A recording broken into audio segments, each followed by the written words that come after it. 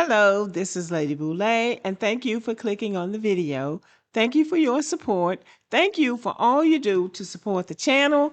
And I want to say before I forget it to Black RU 365, thank you so much for your support. You are one of my best supporters. And my sister says that I need to shout out my supporters. So it's coming, y'all. I always thought that you didn't want to hear it, but you're going to hear it because I'm going to start shouting out Joyful Smiles and Tracy F. and people like that for supporting me for so long. Thank you very much.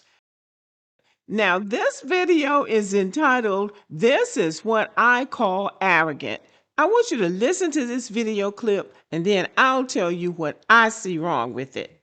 I think what hurt the most is because if someone rejects you, okay, fine, let me go back home. But I cannot go back home. You know?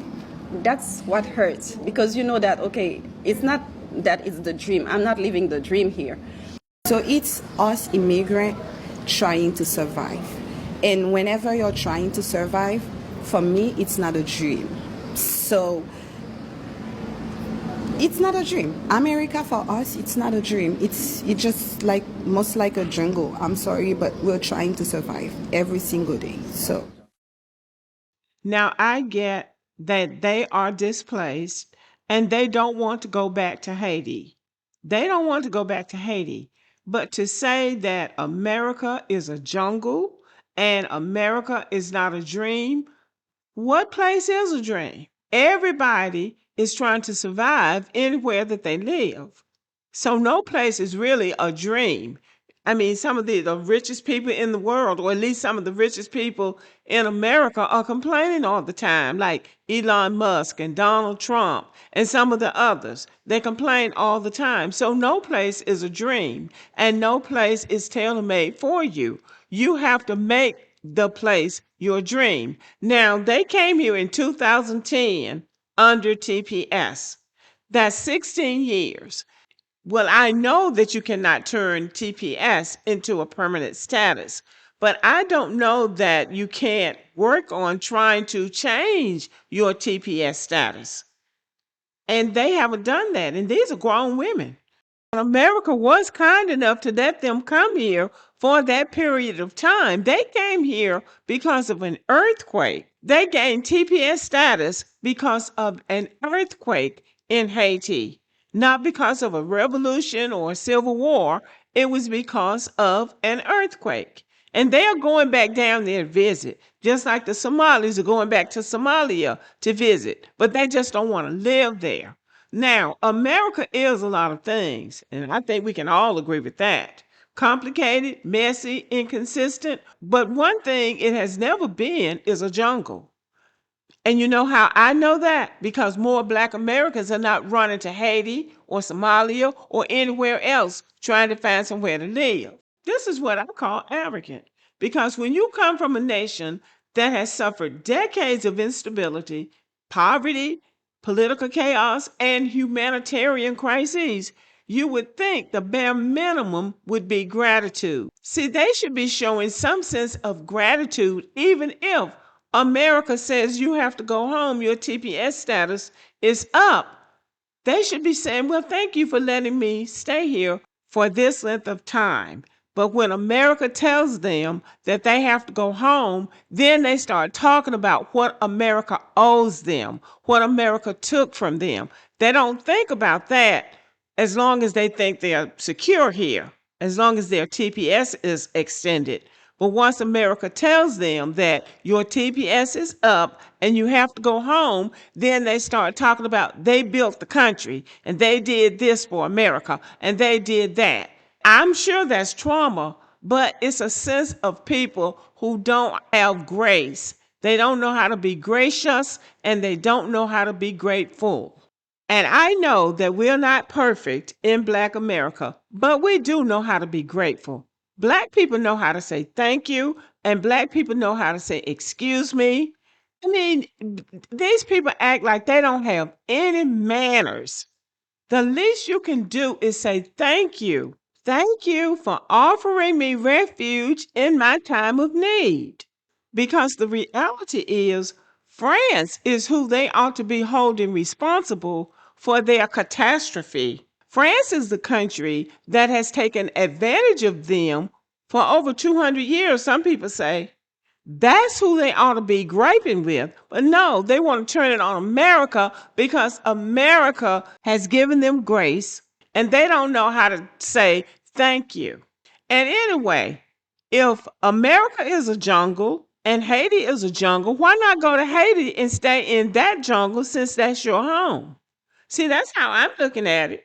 You say America is a jungle. It's not my dream. I'm not living a dream here. Well, then go to Haiti and not live your dream there and live in the jungle there. What's the difference? A jungle is a jungle. This kind of language irritates me, and I think you can see that. Because really, if America is a jungle, why are they here? And if America is not a dream, why is it the first place you people run to when things collapse back home? If America is so terrible, why do you fight to stay? You fight to work here. You fight to raise your children here. And you cry and whine and complain and accuse America of being racist because it tells you that an 18-month program has ended after 16 years. You can't call a place a jungle while depending on it for safety and stability and survival. That's not honesty. That's entitlement. And that's exactly the word that needs to be used to describe them. They are entitled. They think for some reason that they are important and that the world owes them something. Nobody owes you anything. Nobody owes you anything but France. And you need to be petitioning France for some of your money so you can fix your country and have some kind of security system so you people can live there. So just listen to some more of their ingratitude. So now my question to the Supreme Court, what exactly am I going to say to those 100,000 children who were born here and whose parents are on CPS and can be at any time deported? What should be my answer? And my hope is that you have a child. If you don't have a child, you have a nephew, you have a cousin, and you know how deeply connected parents are to their children. And for you to sit on this highest Supreme Court desk and make such a terrible, horrible decisions, to me, this is not acceptable. And I think this is the time for all of us, this entire country, need to stand together and to say enough is enough. This is not acceptable. This is inhumane. So they tell us that they have a country to go back to, but they don't want to go back to it. What should you tell the children? You should tell their children to be thankful that America allowed them to come here in their moment of crisis. America is not being unfair to tell you that your protective status is up and that you can return home and show America what hard workers you are. I don't think that America is being unfair. I think America has been very fair. I think that America has extended the right hand of fellowship and helped them in their hour of need. What I think about them is that they are ungrateful and that they are unthankful and they have a sense of entitlement. They think that America evidently owes them something because they know they're not going to get anything out of France. I think that's what we're working with here. They know they're not going to get anything out of France, but they think that they can use some kind of leverage, and I don't know what kind of leverage they have, but they think that they can bully America into letting them stay because they don't want to go home. I don't think that America is being unfair. But what do you think? Let me know. Thank you for listening and have a good evening.